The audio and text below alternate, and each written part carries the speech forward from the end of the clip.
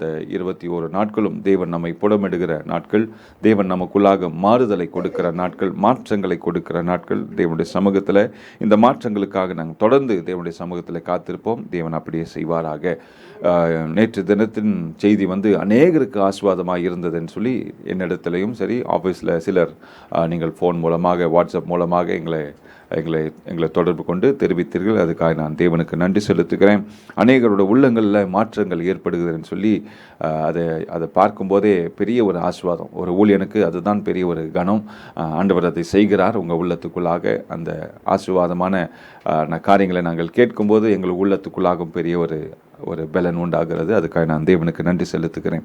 இந்த நாளின் செய்தி நிச்சயமாக இது பலருக்கு ஆசீர்வாதமான செய்தி.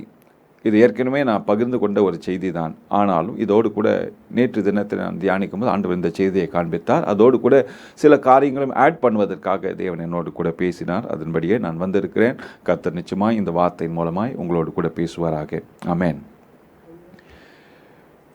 ஏசாயாவின் புஸ்தகம் 53ஆம் அதிகாரம் 5ஆம் வசனம். ஏசாயா 53:5.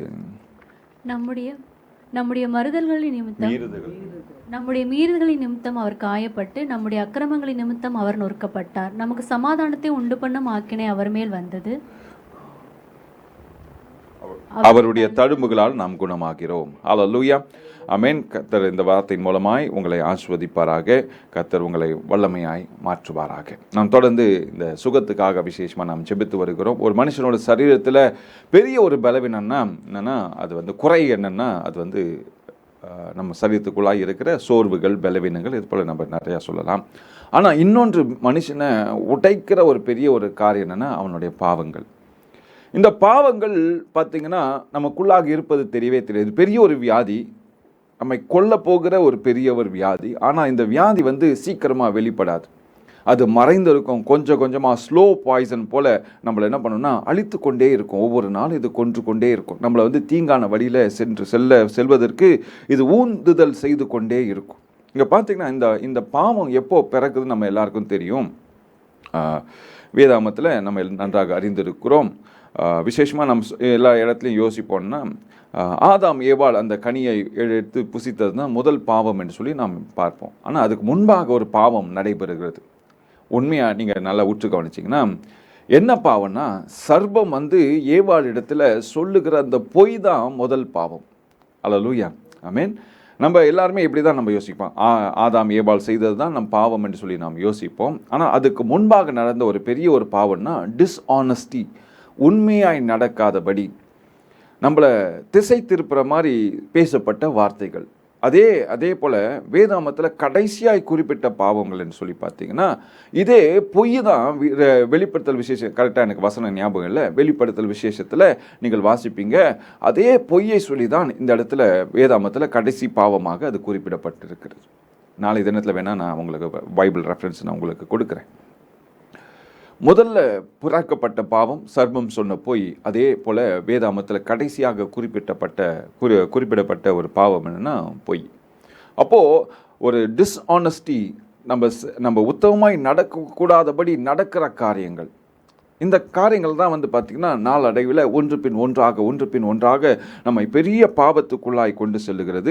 கொண்டு சென்ற பிறகு எப்போ ஆதாம் ஏவாள் பாவம் செய்தார்களோ அப்பொழுதே தீர்மானம் செய்யப்பட்டது என்னென்னா, இயேசு சாமி உலகத்திற்கு வர வேண்டும் என்று சொல்லி. அப்பொழுதே தேவன் அதுக்கான ஆயத்தங்களை செய்ய ஆரம்பிக்கிறார். அதுதான் நம்ம சனிக்கிழமை பார்த்தோம். எப்படி அவர் பரிசுத்தமான பலியாய் மாறினார் சொல்லி நம்ம சனிக்கிழமை நாம் பார்த்தோம். அது தொடர்ச்சியாக சண்டே கொஞ்சம் நான் ஞாயிற்றுக்கிழமை ஆறதுனால வேறு ஒரு சப்ஜெக்டை நாம் பேசினோம். திங்கட்கிழமை இதை குறித்து நாம் பேசினோம். செவ்வாய்க்கிழமை இதை குறித்து நாம் பேசுகிறோம். கர்த்தர் பாருங்கள், ஒவ்வொரு நாளும் நம்மை புடமிட்டு கொண்டே இருக்கிறார். நம்ம மறுபடியுமாய் அவருடைய சமூகத்தில் நாம் நிற்கும் போதெல்லாம் தேவன் நம்மோடு கூட பேசிக்கொண்டே இருக்கிறார். தேவன் நம்மோடு கூட பேசுகிறார், நம்ம ஆயத்தப்படுத்துகிறார். ஒவ்வொரு நாளும் தேவன் நம்மை புடமிட்டு கொண்டே இருக்கிறார்.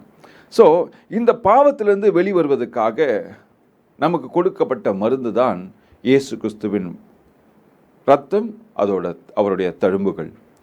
இந்த இரத்தமும் தழும்புகளும் சேர்ந்து தான் நமக்கு இந்த நாளில் பெரிய ஒரு விடுதலையாய் மாறி இருக்கிறது, நமக்கு பெரிய ஒரு மருந்தாய் மாறி இருக்கிறது.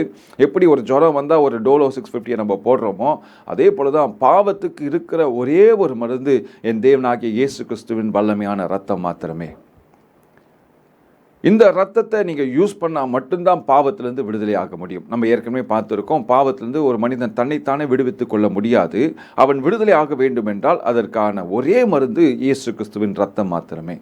அந்த ரத்தத்தினால் மாத்திரமே நாம் விடுதலை ஆக முடியும். அதை தவிர்த்து வேறு எந்த இடத்துல போனாலும் சரி, எத்தனை கோயில் குளங்கள் இறங்கி ஏறினாலும் சரி, எத்தனை குளத்தில் போய் நீங்கள் முங்கி எழுந்தாலும் சரி, பாவத்திலேருந்து விடுதலை ஆக முடியாது.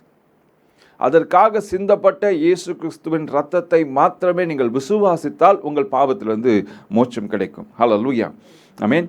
இயேசு கிறிஸ்துவும் பார்த்தீங்கன்னா பலியாய் மாறுகிறார், அதுக்கான தண்டனைகளை ஏற்றுக்கொள்ளுகிறார். நீங்களும் நானும் செய்த பாவங்கள், செய்ய போகிற பாவங்கள் எல்லாவற்றுக்கும் முற்பிதாக்கள் செய்த பாவங்கள், அவர் செய்த எல்லா விதமான சகல விதமான பாவங்களையும் அவர் எப்பொழுதே சிலுவையிலே முழுமையான பலியாய் அவர் மாறி எல்லாவற்றையும் சிலுவையிலே அதை முடித்து விட்டார். மருந்து அங்கே இருக்குது. அந்த மருந்தை நீங்கள் எடுத்துக்கொள்ளும் போது தான் அது உங்கள் சரீரத்துக்குள்ளாய் கிரியை செய்யும். உலகத்தில் இருக்க எல்லா பாவத்தையும் அவர் முடித்து விட்டார். முடித்ததுக்கு காரணம் என்னன்னா, அவர் எல்லாவற்றையும் அறிந்த தேவன். கடைசி மனுஷன் பிறக்கிற வரைக்கும் இந்த உலகம் அழிவதற்கு முன்பாக கடைசியாக எந்த குழந்தை பிறக்க போதோ அது வரையும் அவருக்கு எல்லாவற்றையும் செய்து முடித்து விட்டார். ஆனாலும் நல்லா கவனிங்க, அவருடைய ரத்தம் மாத்திரமே நம்மை சுத்திகரிக்க முடியும். நம்ம செய்த பாவங்கள் உள்ளே இருக்குது, ஒரு வியாதி இருக்குது. அப்போது அந்த மருந்து டாக்டர்கிட்ட போகிறோம், அந்த டாக்டர்கிட்ட பண்ணாங்க, ஊசி போடுறாங்க, மருந்து கொடுக்குறாங்க. அந்த மருந்தை நம்ம உள்ளே எடுத்துக்கொள்ளும் போது தான் அந்த வியாதி நம்ம விட்டு வெளியேறும். அதே போல் தான் பாவம் உள்ளே இருக்குது, இயேசு கிறிஸ்துவின் ரத்தமும் மருந்தாக இருக்கிறது. அந்த ரத்தத்தை நீங்கள் விசுவாசித்து உள்ளே வாங்கி கொள்ளும்போது தான் இந்த ரத்தத்தின் மூலமாய் நம்ம ஒரு விடுதலை ஆகிறோம். அல்லேலூயா, ஆமென். நீங்கள் பார்த்தீங்கன்னா இயேசு எப்படிலாம் அதுக்காய் பாடுபட்டார் என்று சொல்லி நீங்கள் பார்ப்பீங்களானால், தன்னுடைய தம்மையே பலியாய் கொடுத்து, கைகளில் ஆணிகள், தலையில் முற்கிடம், வாரினால் அடிக்கப்பட்டு, ஈட்டினால் குத்தப்பட்டு, கடைசி சொட்டு இரத்தத்தையும் நமக்காய் சிந்தி அவர் கோர சிலுவையிலே நம்முடைய பாவங்களுக்காய் பலியாய் மாறினார். சிலுவையில் மரித்தார். 3ஆம் நாள் வல்லமையாய் உயிர்த்தெழுந்தார். அந்த உயிர்த்தெழுந்த இயேசுவை தான் நம்ம கொண்டாடுறோம். அவர் மரித்தது மாத்திரம் அதோட இயேசு கிறிஸ்துவின் கதை முடிஞ்சிடுச்சுன்னா இன்றைக்கு கிறிஸ்துவமே கிடையாது. நான் ஏற்கனவே இந்த கதையை நான் சொல்லியிருக்கேன், மறுபடியும் ரிமைண்ட் பண்ணுறேன். உங்கள் எல்லாருக்கும் தெரியும், இளையராஜான்னு சொல்லி ஒரு மியூசிக் டைரக்டர். இந்த டைரக்டர் வந்து ஒரு நாள் சொன்னார், ஒரு இன்டர்வியூவில் சொன்னது என்னென்னா, அவர் பேர் மகாரிஷின்னு நினைக்கிறேன். இயேசு உயிரோடு எழுந்தாரா இல்லையா எனக்கு தெரியாது, ஆனால் மகாரிஷி உயிரோடு எழுந்தார் என்று சொல்லி அவருக்கு தெரியும்னு சொல்லி அவர் சொன்னார்.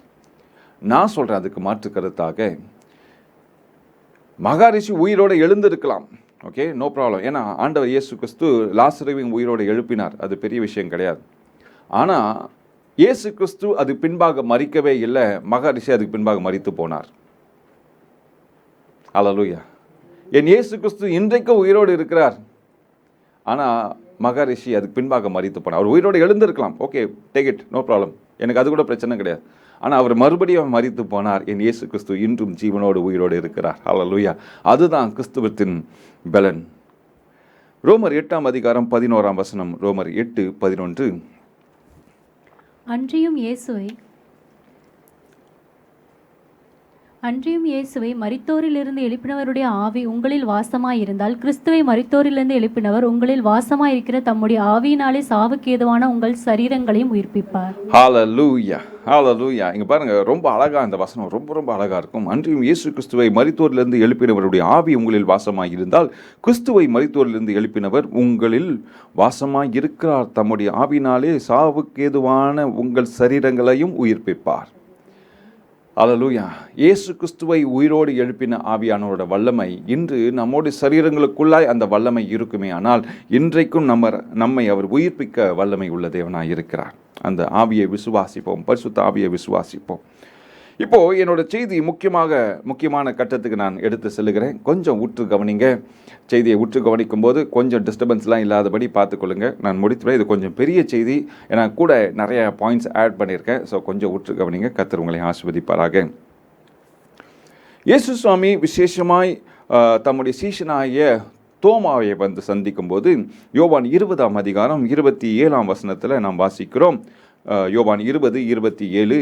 பின்பு அவர் தோமாவை நோக்கி, நீ உன் விரலை இங்கே நீட்டி என் கைகளை பார், உன் கையை நீட்டி என் விலாவிலே போடு, அவிசுவாசியா இராமல் விசுவாசியா இரு என்றார். ஆமென். இந்த இடத்துல பாருங்க, தோமா இயேசுவை சந்தேகப்பட்டது நிமித்தம் இயேசு சுவாமி என்ன சொல்றாரு, அவர் தோமா முன்பாக வந்து நின்று, பின்பு அவர் தோமாவை நோக்கி, நீ உன் விரலை இங்கே நீட்டி என் கைகளை பார், உன் கையை நீட்டி என் விலாவிலே போடு, அவிசுவாசியாயிராமல் விசுவாசியாயிரு. அப்போ இயேசு சுவாமி இங்க அவர் வந்து நிற்கும்போது பார்த்தீங்கன்னா அவர் எப்படி இருக்கிறாருன்றா நீங்கள் பார்க்கும்போது அவருடைய சரீரத்தில் தழும்புகள் ஏற்பட்டது, காயங்கள் ஏற்பட்டது. அந்த காயங்கள் வந்து பார்த்தீங்கன்னா அப்படியே ரொம்ப ஃப்ரெஷ்ஷாக இருந்துச்சு.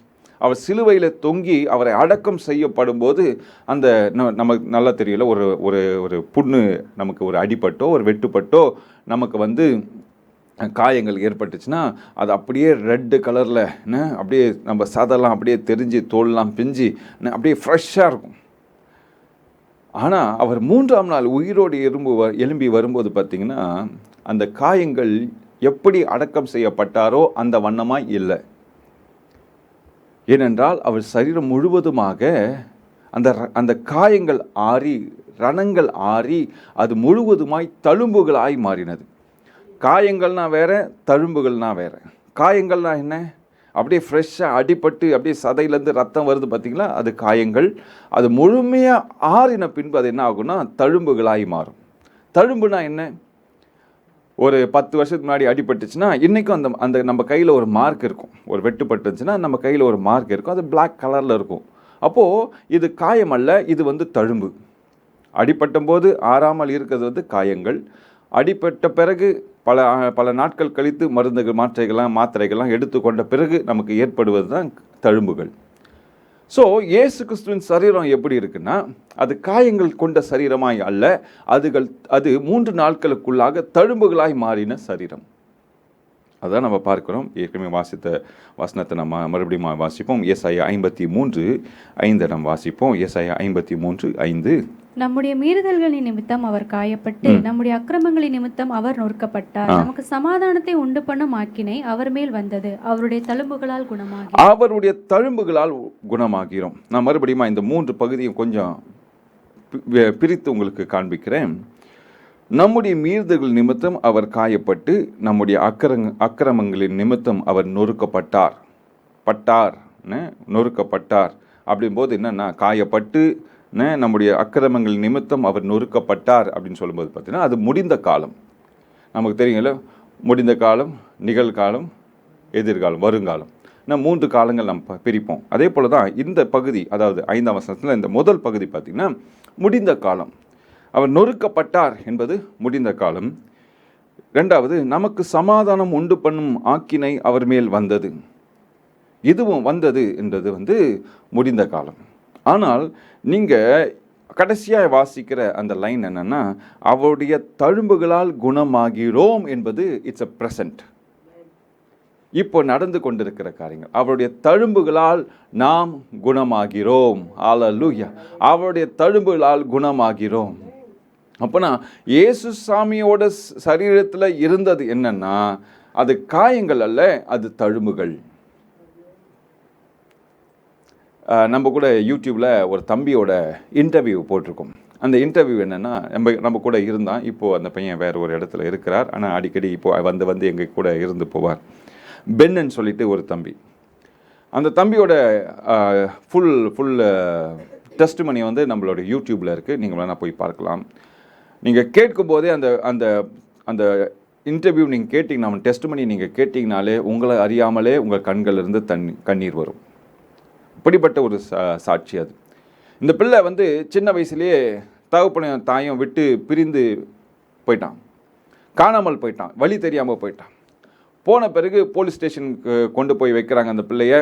அந்த பிள்ளை அங்கேருந்து அந்த போலீஸ்கார் மூலமாக ஒரு ஹோமில் எடுத்துன்னு போய் விட்டுறாங்க. அந்த சில்ட்ரன்ஸ் ஹோம்னா ரொம்ப கடினமான ஒரு ஹோம், ரொம்ப டார்ச்சர் பண்ணுகிற ஹோம். இந்த ஹோமில் இந்த பிள்ளை இருக்கும்போது என்னென்னா, ஏதாவது தப்பு செஞ்சுன்னா அவனை வந்து இருட்டு ரூமில் போட்டு அடைச்சிடுவாங்களாம். சின்ன வயசில் இருட்டு ரூமில் போட்டு அடைச்சிடுவாங்க. ஸோ அவனுக்கு இருட்டுனாலே ஒரு பயம் அவனோட இருதயத்தில். ஸோ அப்புறம் சாப்பாடு சரியான சாப்பாடு இருக்காது, பழைய சாப்பாடு கிடைக்கும். பழைய சாப்பாடுனா உங்கள் வீட்டில் இருக்க மாதிரி என் வீட்டில் இருக்க மாதிரி பழைய சாப்பாடு இல்லை, அது நாற்றம் எடுக்கிற பழைய சாப்பாடு. இருந்தாலும் பரவாயில்லன்னு சொல்லி அந்த பிள்ளை பசி தாங்காமல் பல நாட்கள் வந்து இந்த பிள்ளை அதை சாப்பிட்டு வளர்ந்துருக்கு. ரோட்டில் ஏதாவது இலையில் சாப்பாடு இருந்துச்சுன்னா பசியில் போய் அந்த இலையில் இருக்க சாப்பாடு எடுத்து சாப்பிட்ட பிள்ளை. இந்த பிள்ளைக்கு அப்போது எந்த ஒரு எதிர்காலம் இல்லாமல் அந்த ஹோமில் பயங்கரமான அடி உதை எல்லாமே வாங்கி வளருது. ஆனால் படிக்கிறதுக்கு ஸ்கூலுக்கு போயிட்டே இருக்கான். கடைசியில் காலேஜுக்கு போகிறான். காலேஜுக்கு போகிற வழியில் ரோட்டில் போகும்போது பஸ்ஸில் காலேஜுக்கு இப்போ தான் ரொம்ப தூரம் ட்ராவல் பண்ணி போகிறான். ட்ராவல் பண்ணி போகும்போது பார்த்தீங்கன்னா அவன் ரோட்டில் போகும்போது ரோட்டை பார்க்கும்போது அந்த இடத்த பார்த்த உடனே இவனுக்குள்ளாக ஒன்று தோணுது, இந்த இடத்துல நம்ம எப்பயோ வந்திருக்கோம், இந்த இடத்த நம்ம எப்பயோ பார்த்துருக்கோம்னு சொல்லி ஒரு நாள் ஒரு தைரியத்தை வரவழைத்து கொண்டு இந்த பிள்ளை பஸ்ஸை விட்டு இறங்கி அந்த இடத்துல போய் விசாரிக்கிறான்.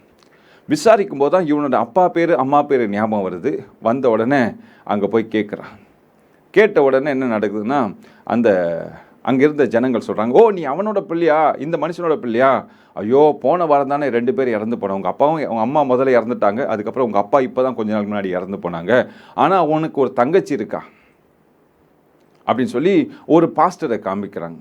இந்த பாஸ்டரை போய் நீ பார்த்தீங்கன்னா அவங்க கிட்ட தான் உங்கள் தங்கச்சி போனா, ஸோ அவருக்கு வந்து உங்களோட ஃபேமிலி டீட்டெயில்ஸ் இன்னும் நிறையா தெரியும் அப்படி சொல்லி அந்த பாஸ்டரை சொல்கிறாங்க. உடனே இந்த பையன் என்ன பண்ணுறான், அந்த பாஸ்டரை போய் பார்க்குறான். பார்த்த உடனே அந்த பாஸ்டருக்கு ரொம்ப சந்தோஷம். ஏன்னா இவன் தொலைந்து போனது அந்த பாஸ்டருக்கு தெரியும், இவன் ரொம்ப நாளுக்கு முன்பாக காணாமல் போனது தெரியும். அதுக்கு பின்பாக இந்த குடும்பத்தில் நடந்த ஃபுல் ஹிஸ்ட்ரி இவனுக்கு தெரியாது, அந்த பாஸ்டருக்கு தான் தெரியும். அப்போது அந்த பாஸ்டர் என்ன பண்ணுறாருன்னா இவனை வந்து அவங்க தங்கச்சிக்கிட்ட கொண்டு போகிறார். அந்த தங்கச்சி ஒரு இடத்துல இருக்குன்னு சொல்லி அனுப்புகிறார். இவன் போய் அந்த ஹோமில் போய் பார்க்குறான். இது போல் என் தங்கச்சி இங்கே இருக்குது அப்படின்னு சொன்னேன். இவனுக்கு தங்கச்சியோட ஃபேஸ் ஞாபகம் இல்லை. ஆனால் பார்த்தீங்கன்னா கொஞ்ச நேரத்தில் இந்த தங்கச்சி இவனை தேடி வருது. தேடி வந்த உடனே அவள் கண்டுபிடிச்சிட்டா இவ தான் உங்கள் அண்ணன் சொன்ன உடனே இவ ரொம்ப நாளுக்கு முன்பாக பார்த்தது இவன் ஃபேஸ்லாம் மாறி இருக்கு. ஆனாலும் அந்த தங்கச்சி இவன் தான் எங்கள் அண்ணன் சொல்லி கட்டி பிடிச்சிக்கிறான். ஏன்னா சின்ன வயசில் இவனோட ஃபேஸில் ஒரு மார்க் விழுது, பெரிய வெட்டு விழுது, இங்கேருந்து இங்கே வரைக்கும் வெட்டு விழுது. அந்த தழும்பை பார்த்து இந்த தங்கச்சி வந்து கண்டுபிடிக்கிறா இது என் அண்ணன் சொல்லி. இதை கேட்ட உடனே என் உள்ளம் உடைந்தது. அல்லேலூயா, ஆமென். பல சாட்சிகள் வந்து நம்ம வந்து அற்புதமாய் மாற்றும், இருதயத்தை உடைக்கும், ஆண்டவர்கிட்ட நெருங்கி செல்வதுக்கு உதவி செய்யும். அதனால தான் அநேக இடத்துல நீங்கள் சாட்சி சொல்லுங்கன்னு சொல்லி நம்ம கேட்குறோம். உங்ககிட்ட இது போல் வல்லமையான சாட்சிகள் இருக்குமானால் தயவுக்கு வந்து எங்களை தொடர்பு கொள்ளுங்கள். உங்களுடைய சாட்சிகளை நாங்களே ஃப்ரீயாக ஷூட் பண்ணி அதை டெலிகாஸ்ட் பண்ணுறோம். ஏன்னா சாட்சிகள் வல்லமை உள்ளது, ஜீவனுள்ள சாட்சிகள். மீன் உங்கள்கிட்ட சாட்சி இருந்துச்சுன்னா எங்களை நிச்சயமாக தொடர்பு கொண்டு உங்களோட சாட்சிகளை எங்களோடு கூட பகிர்ந்து கொள்ள நாங்கள் அதை ஃப்ரீயாக ஷூட் பண்ணி எந்தவித காசும் நான் உங்கள் இடத்த வாங்காமல் அதை நான் அநேகருக்கு எடுத்து சொல்லுகிறோம். மீன். ஸோ இங்கே பாருங்கள், இந்த தழும்பை வைத்து இந்த பிள்ளை கண்டுபிடிச்சிடுது. அது பின்பாக இந்த தம்பியோட வாழ்க்கை ஆசீர்வாதமாய் மாறுது. இப்போ வெளிநாடு போவதுக்காக, படிப்புக்காக வெளிநாடு போவதுக்காக ஆயத்தமாக இருக்கிறான். நேற்று தான் அவனுக்காக ஒரு ரெக்கமெண்டேஷன் லெட்டர் வேறு நான் கொடுத்துருக்கேன். ஆமென். கர்த்தர் பாருங்கள், ஒரு வாழ்க்கையை கர்த்தர் இடத்துல ஒப்பு கொடுக்கும்போது அந்த வாழ்க்கையை கர்த்தர் எப்படி ஆசீர்வாதமாய் மாற்றுகிறார். ஹல்லேலூயா, ஹல்லேலூயா, ஆமென். உங்களுக்கிட்டேயும் சரி பல காயங்கள் ஏற்பட்டிருக்கும். அந்த காயங்களை நீங்கள் பார்க்கும்போதெல்லாம் உங்களுக்குள்ளாக ஒரு எண்ணம் வரும். இப்போது ஒரு 2 வருஷத்துக்கு முன்பாக ஒரு அடிபட்டு உங்கள் கையில் பெரிய ஒரு காயம்.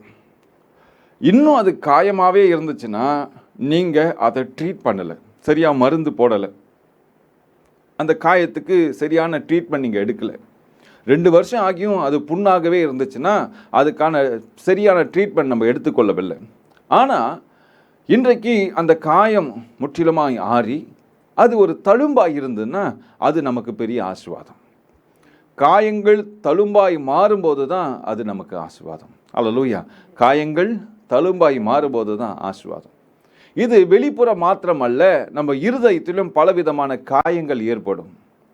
இருதயத்திலும் பலவிதமான காயங்கள் நமக்கு அடிக்கடி ஏற்பட்டு கொண்டே இருக்கும். இந்த காயங்கள் ஏற்படும் பாருங்க, அது வலியை உண்டாக்கும், பல பிரிவினையை உண்டாக்கும், பலர் இடத்துல இருந்து அந்த வாக்குவாதங்களை உண்டாக்கும். சில நேரத்தில் கை கலப்பாக கூட மாறும். சில நேரத்தில் வார்த்தையினாலே நம்ம தாக்குவோம். சில நேரத்தில் நம்ம பின்னாடி அவர் முதுகு பின்பாக பேசுவோம். சில நேரத்தில் முகத்துக்கு நேராக பேசுவோம். ஸோ இது போல் எல்லாமே நடக்கும், வாக்குவாதங்கள் நடக்கும், கை கலப்பு நடக்கும், எல்லாமே நடந்து முடிந்து ஓரளவுக்கு சமாதானம் வரும். ஆனால் இந்த காயங்கள் உள்ளே ஏற்பட்ட அந்த காயங்கள் அது காயங்களாகவே இருக்கும்னா நம்ம அதுக்கான ட்ரீட்மெண்ட்டை எடுக்காமல் இருக்கிறோம். இன்றைக்கும் உங்கள் உள்ளத்துக்குள்ளாக காயங்கள் அப்படியே ஃப்ரெஷ்ஷாக இருந்துச்சுன்னா நீங்கள் இன்னும் அந்த நபரை மன்னிக்கலைன்னு அர்த்தம். அந்த நபரை அந்த காயங்களை ஏற்படுத்தின அந்த நபரை இன்னும் நீங்கள் மன்னிக்கவே இல்லை. மன்னிச்சிருந்தீங்கன்னா அது அந்த காயம் தழும்பாய் மாறி இருக்கும். மன்னிக்காதது நிமித்தம் அந்த காயத்தை என்ன பண்ணோம், நம்ம அப்படியே நோண்டி நோண்டி நோண்டி நோண்டி இன்னும் அதை புண்ணாக்கிட்டே வச்சுருக்கோம். அது புண்ணாகவே இருக்கு. அல்லேலூயா. அந்த காயங்கள் ஆறவே இல்லை, இன்னும் புண்ணாகவே இருக்கு, அது மாறவே இல்லை, அது அப்படியே ரணமாக இருக்கிறது. அப்படி ரணமாக இருந்துகிட்டே இருக்கிற காயங்கள் என்ன ஆகும்னா நாளடைவில் பார்த்தீங்கன்னா அது கேன்சராக மாறிடும். அல்லேலூயா. நீங்கள் கூட பார்த்தீங்கன்னா நிறைய பேருக்கு இந்த காலை எடுக்கணும்னு சொல்லுவாங்க. ஏன்னா இந்த டயபெட்டிஸ் சரியாக ட்ரீட் பண்ணலன்னா, டயபெட்டிஸ் சுகர் ரொம்ப அதிகமாக ஏறிடுச்சுன்னா நம்மளுடைய சரீரத்தில் அது சில புண்களை ஏற்படுத்தும், சில காயங்களை ஏற்படுத்தும். எப்பயோ நடந்த அடியாக இருக்கலாம், எப்பயோ நமக்கு ஏற்பட்ட காயங்களாக இருக்கலாம். அந்த காயம் ஆறவே ஆறாது. அது அப்படியே இருந்து என்ன ஆகும்னா நம்ம காலை கொஞ்சம் கொஞ்சமாக அரிக்க ஆரம்பித்து அது உள்ளாக சீல் வைக்க ஆரம்பித்து அது பின்பாக நாளடைவில் என்ன ஆகும்னா நம்ம காலையே துண்டிக்கிற அளவுக்கு மாறிடும். அதனால தான் எந்த ஒரு வியாதியாக இருந்தாலும் முதல்ல ட்ரீட் பண்ண ஆரம்பிச்சிடணும். அது இருதயத்தில் ஏற்பட்ட காயங்களாக இருந்தாலும் சரி, வெளிப்புறமாக ஏற்படுகிற காயங்களாக இருந்தாலும் சரி, முதல்ல ட்ரீட்மெண்ட் முக்கியம். விசேஷமாக உள்புறத்தில் ஏற்படுகிற காயங்கள், இன்றைக்கு அதை தான் நம்ம பார்க்க போகிறோம்.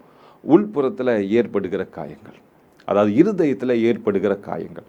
இந்த காயங்களை நம்ம எப்படி ட்ரீட்மெண்ட் பண்ணணும்னா 2 விதமான வழிகள் இருக்குது. ஒன்று, முதலாவது நீங்கள் அவர்களை மன்னிக்கணும். இரண்டாவது, இயேசுவின் இரத்தத்தினாலே அது ட்ரீட் பண்ணப்படணும். இயேசுவின் இரத்தத்தை ஊற்றி அந்த காயங்களை நீங்களே ஆற்றிக்கொள்ள வேண்டும். அப்படி பண்ணிட்டீங்கன்னா நீங்கள் தப்பிச்சிங்க. இல்லைனா அந்த காயம் உள்ளே இருந்துக்கிட்டே இருந்துச்சுன்னா அது சீக்கிரமே ஆறவே ஆறாது. அது புண்ணாகவே இருந்து நாளடைவில் உங்கள் உயிரையே கொன்றுவிடும். அது மாமியார் மருமகளுக்குள்ளாக ஏற்பட்ட காயங்களாக இருக்கலாம், குடும்பத்தில் ஏற்பட்ட காயங்களாக இருக்கலாம், கணவன் மனைவிக்குள்ளாக ஏற்பட்ட காயங்களாக இருக்கலாம், பிள்ளைகள் பெற்றோருக்குள்ளாக ஏற்பட்ட காயங்களாக இருக்கலாம், நண்பர்களுக்குள்ளாக ஏற்பட்ட காயங்களாக இருக்கலாம், நீங்கள் வாழ்கிற பகுதியில் ஏற்பட்ட காயங்களாக இருக்கலாம், உங்களோட பிஸ்னஸில் ஏற்பட்ட காயங்களாக இருக்கலாம். எப்படிப்பட்ட காயங்களாக இருந்தாலும் சரி, நாம் இயேசுவின் கரத்தில் ஒப்பு கொடுத்து, ஆண்டவரே இதை ஏற்படுத்தினவர்களை நான் மன்னிக்கிறேன், இந்த காயங்களை ஏற்படுத்தினவரை மன்னிக்கிறேன் அப்படி சொல்லி நீங்கள் மன்னித்து அதை ஏற்றுக்கொள்ளும் போது தான் பாருங்கள் அதை உங்களால் ஆற்றிக்கொள்ள முடியும். நம்ம வேதாமத்தில் பார்க்குறோம், ஒரு கன்னத்தில் அரைஞ்சா மறு கன்னத்தை காட்டணும், இன்னொரு கன்னத்தில் அரைஞ்சா பைபிளில் என்ன பண்ணணும்னு சொல்லி போடலையே. ஒரு கன்னத்தை அரைஞ்சா ஓகே பரவாயில்லையே சாமி சொல்லிட்டா, நான் இன்னொரு கன்னத்தை காண்பிக்கிறேன்.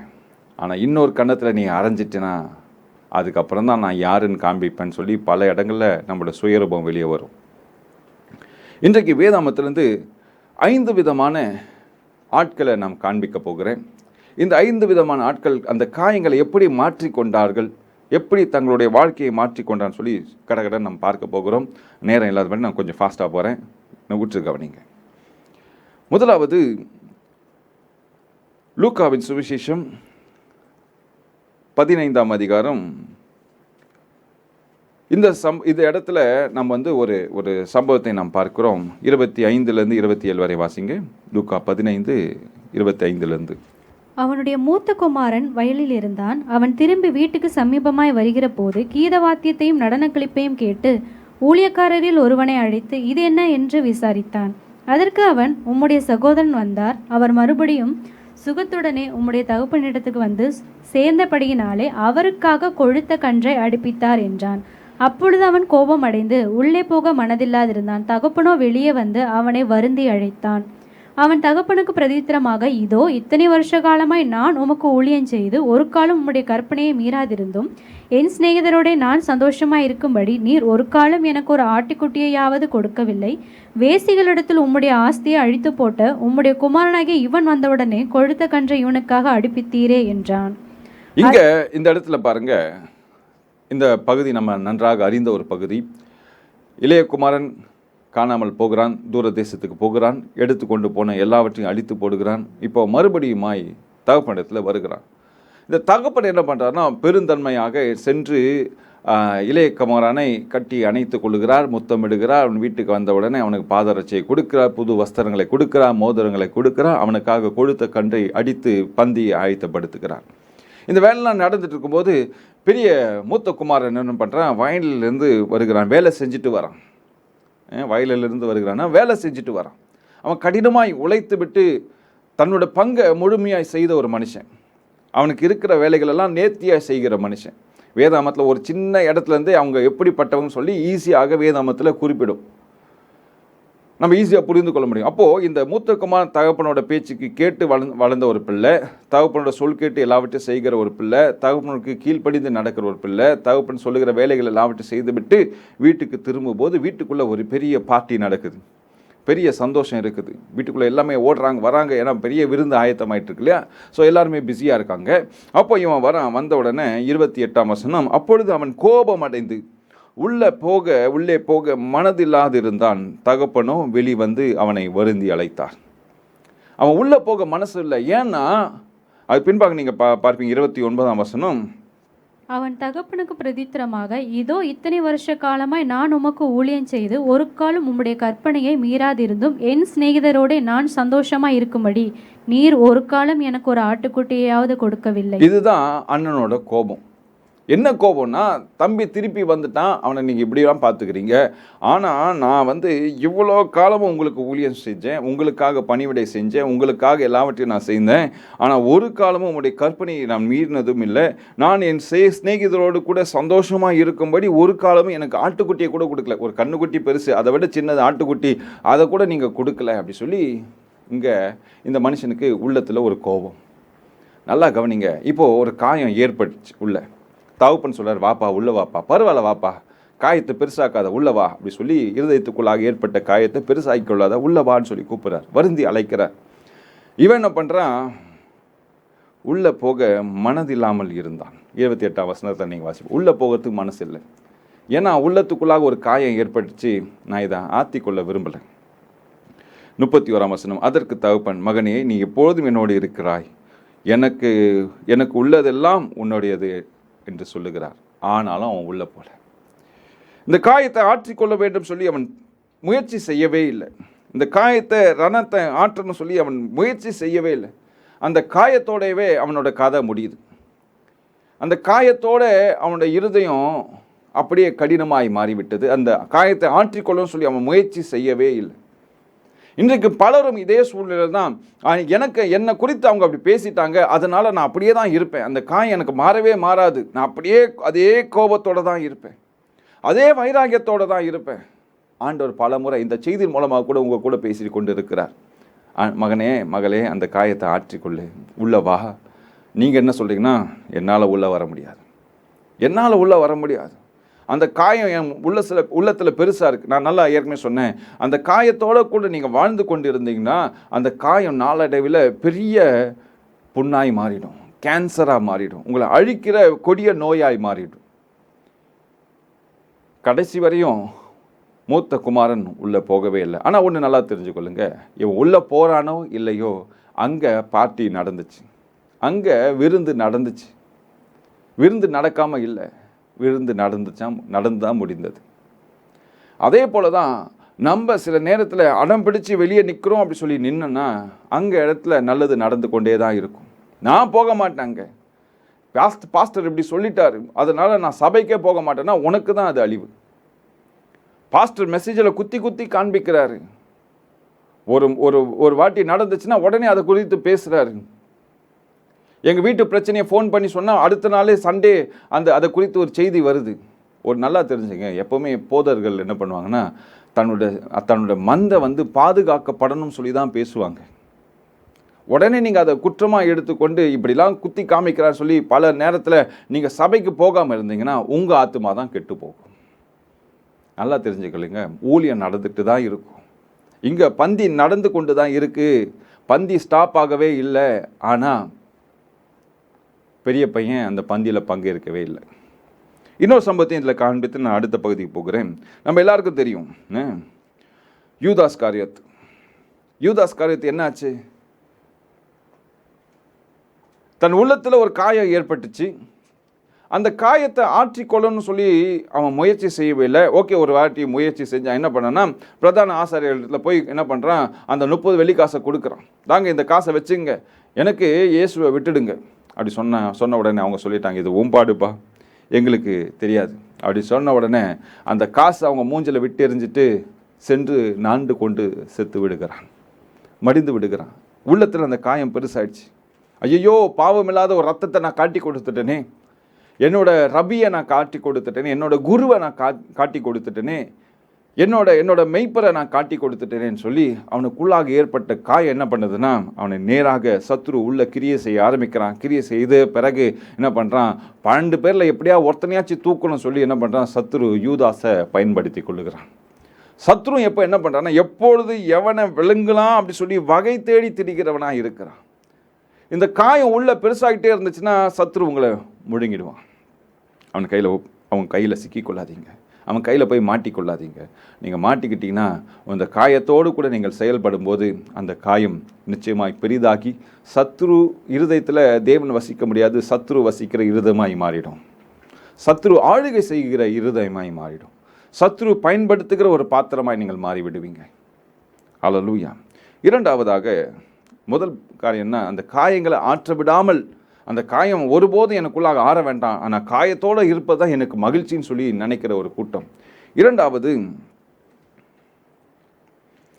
காயங்கள் ஆறினாலும் மறுபடியுமா அதை காயமாய் மாற்றிக்கொண்டவர்கள். 1 சாமுவேல் 18ஆம் அதிகாரம் 6ஆம் வசனத்திலிருந்து நாம் வாசிப்போம். 1 சாமுவேல் 18:6. தாவீது பெலிஸ்தனை கொன்று திரும்பி வந்த பின்பு ஜனங்கள் திரும்பி வரும்போது ஸ்திரீகள் இஸ்ரவேலின் சகல பட்டணங்களிலிருந்து ஆடல் பாடலுடன் புறப்பட்டு மேளங்களோடும் கீத வாத்தியங்களோடும் சந்தோஷமாய் ராஜாவாகிய சவுலுக்கு எதிர்கொண்டு வந்தார்கள். அந்த ஸ்திரீகள் ஆடி பாடுகையில் சவுல் கொன்றது 1000, தாவீது கொன்றது 10000 என்று முறைமுறையாக பாடினார்கள். 8ஆம் வசனம். அந்த வார்த்தை சவுலுக்கு விசனமாய் இருந்தது. அவன் மிகுந்த எரிச்சலடைந்து, தாவீதுக்கு 10000, எனக்கோ 1000 கொடுத்தார்கள், இன்னும் ராஜாங்க மாத்திரம் அவனுக்கு குறைவாய் இருக்கிறது என்று சொல்லி அந்நாள் முதற்கொண்டு சவுல் தாவீதை காயமாக. ஆமென். இந்த இடத்துல நம்ம பார்க்கிறோம் என்னன்னா, ஒரே ஒரு பாடல், ஒரே ஒரு பாட்டு, சவுல் கேட்ட ஒரு பாட்டு, அந்த பாட்டில் ஏற்பட்ட காயம் சவுலோட வாழ்க்கையை முடித்து விட்டது. சவுலோட அந்த அந்தஸ்து போயிடுச்சு, அவனோட அதிகாரம் குறைந்தது, அவனுக்கு உண்டான எல்லாவற்றையும் இழந்து போடுகிறான். ஏன் போகுதுன்னா, அந்த பாட்டு இவன் காதில் ஒலித்து கொண்டே இருக்கு, அந்த பாட்டை மறக்க முடியவே இல்லை. அந்த பாட்டின் மூலமாக ஏற்பட்ட காயங்கள் உள்ளே இருந்துக்கிட்டே இருக்கு, அது ஆறவே விடலை. என்ன பாட்டுன்னா 7ஆம் வசனம். அந்த ஸ்திரீகள் ஆடி பாடுகையில் சவுல் கொண்டது 1000, தாவீது கொண்டது 10000 என்று முறைமுறையாக பாடினார்கள். அவங்க பாடின பாட்டு உள்ளத்துக்குள்ளே போய் பெரிய காயத்தை ஏற்படுத்துச்சு. இந்த காயம் என்ன ஆகுதுன்னா, நாளடைவில் ஆறாமலே நிற்குது. நின்றபடினால அவள் என்ன பண்ணுறாங்க, சவுல் என்ன பண்ணுறாருன்னா, அந்த காயத்தை ஆற விடவே. நீங்கள் பார்த்தீங்கன்னா 25ஆம் வசனம், அதே அதிகாரம் 25ஆம் வசனம்.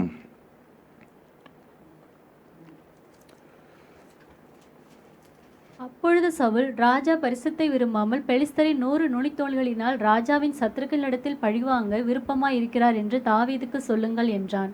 தாவீதை பெலிஸ்தரின் கையினால் விழ பண்ணுவதே சவுலுடைய எண்ணமாய் இருந்தது. இங்க பாருங்க, பல இடத்துல தாவீதை கொலை செய்யணும், தாவீதை பழி வாங்கணும்னு சொல்லி பல இடங்களில் முயற்சி செய்து கொண்டே இருக்கிறான்.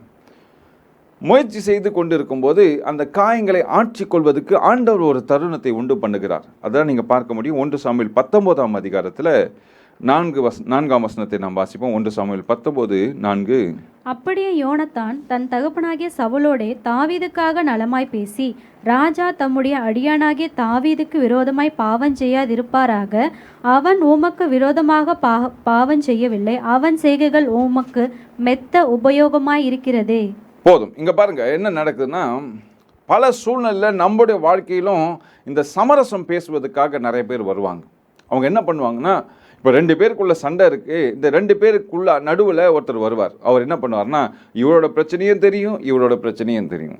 ஸோ இவரோட வேலை, நடுவில் வந்தவரோட வேலை என்னென்னா, 2 பேருக்குள்ளேயும் பேசி 2 பேரையும் சமாதானமாக்கி 2 பேரும் கை கொடுக்க வச்சு, ஹக் பண்ண வச்சு, இனிமேல் ஓகே நீ செஞ்சதெல்லாம் நான் மன்னிச்சிட்டேன், நீ இப்படி இருந்தாலும் இப்படி செஞ்சுருக்கக்கூடாது, பரவாயில்ல இருந்தாலும் நான் மன்னிச்சிட்டேன், ஐயோ நான் அப்படிலாம் செஞ்சுருக்கக்கூடாது, ஆனால் நான் சாரி கேட்குறேன்னு சொல்லி 2 பேரும் பேசி பேசி பேசி என்ன ஆகுன்னா கடைசியில் ஒரு சமாதானம் நடக்கும். இதுதான் இங்கே நான் என்ன நடக்குதுன்னா, யோனத்தான் இந்த காரியத்தை செய்கிறார். 6ஆம் வசனம், சவுல் யோனத்தானுடைய சொல்லை கேட்டு அவன் கொலை செய்யப்படுவதில்லை என்று கர்த்தருடைய ஜீவனை கொண்டு ஆணையிட்டான். இப்போ என்ன ஆச்சுன்னா, சவுலோட இருதயத்தில் அந்த அந்த காயங்கள் ஆறி தழும்புகளாய் மாறிவிட்டது.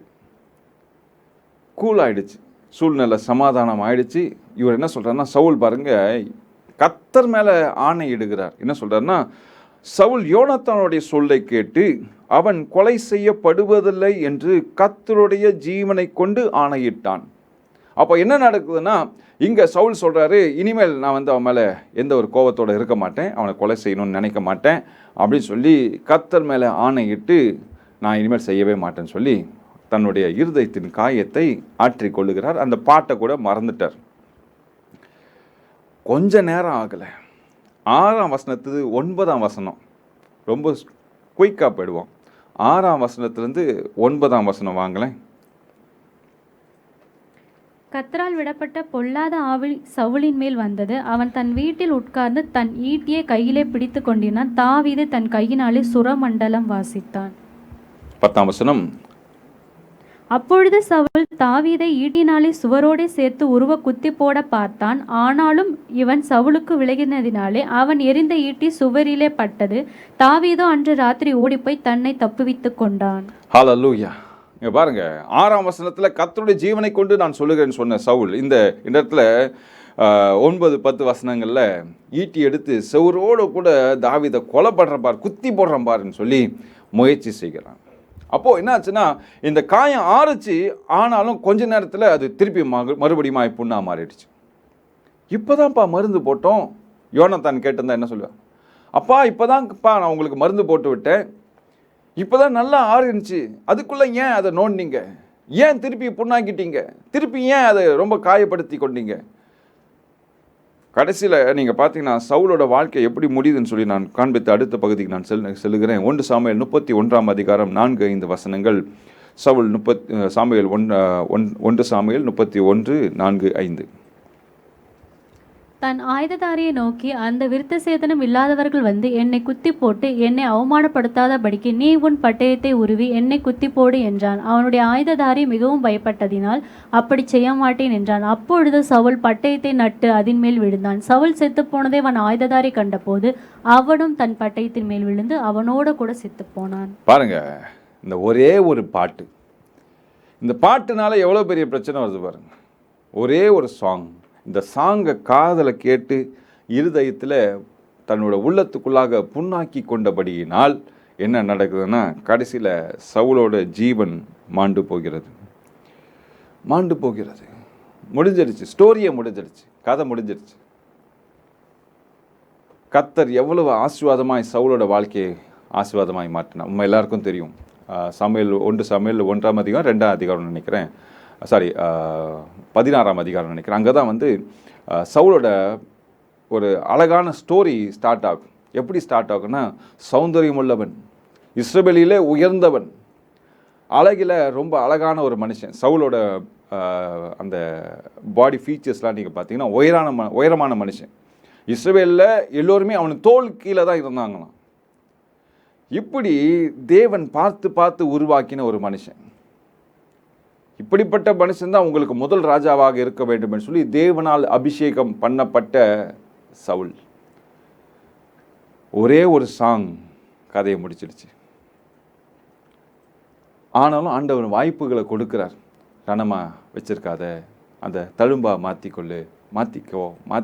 மாற்றிக்கோன்னு சொல்லி பல இடத்துல ஆண்டவர் மருந்து போட ட்ரை பண்ணியும் எனக்கு வேண்டான்னு சொல்லி அந்த மருந்து போட்டு கூட அதை காயங்களை ஆற விடாமல் திருப்பியும் மறுபடியுமாய் அதை காயமாய் மாற்றி கொண்ட சவுல். 3ஆவதாக ஆதியாகமம் 42 அதிகாரம் 6-7 வசனங்கள். ஆதியாகமம் 42, 6-7.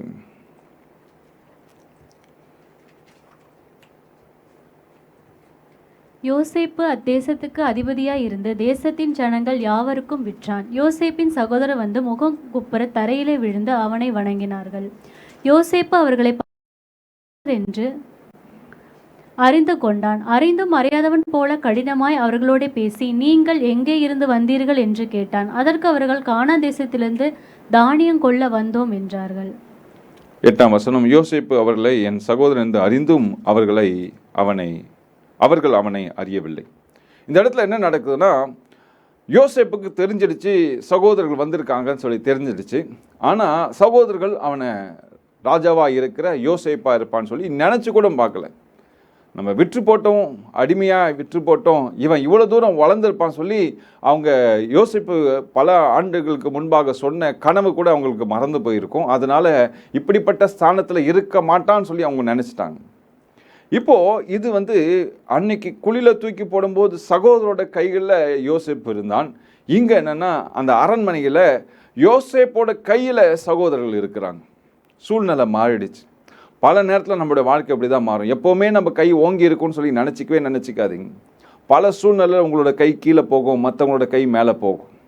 அப்போது நம்மளுடைய நிலைமை எப்படி இருக்கணும்னா, முதல்லையே நம்ம கையை கொஞ்சம் அடக்கி வச்சுக்கணும். எப்போவுமே இந்த அடக்கி வைக்காமல் நான் தான் உயர்ந்தவன், நான் தான் பலசாலி, நான் தான் உத்தமன் சொல்லி பல நேரத்தில் நம்ம கையை தூக்கியே வச்சுருந்தோம்னு வச்சுங்களேன், ஒரு நாள் மற்றவங்களோட கை உயரும். அப்போது அந்த கை எவ்வளோ பலமாக இருக்குன்னு சொல்லி நமக்கு தெரியாது. அப்போது இங்கே இருதயத்தில் இருந்த காயங்களை யோசிப்பு கொஞ்சம் கொஞ்சமாக வெளிப்படுத்த ஆரம்பிக்கிறார். அந்த ரடங்களை காமிக்கிறேன். எப்படி காமிக்கிறாருன்னு பார்த்தீங்கன்னா, 9 வசனம். நீங்கள் வேவுக்காரர், தேசம் எங்கே திறந்து கிடக்கிறது என்று வேவு பார்க்க வந்தீர்கள். பாருங்க, அந்த காயம் கொஞ்சம் யோசிப்போட இருதயத்தில் எட்டி பார்க்க ஆரம்பிக்குது.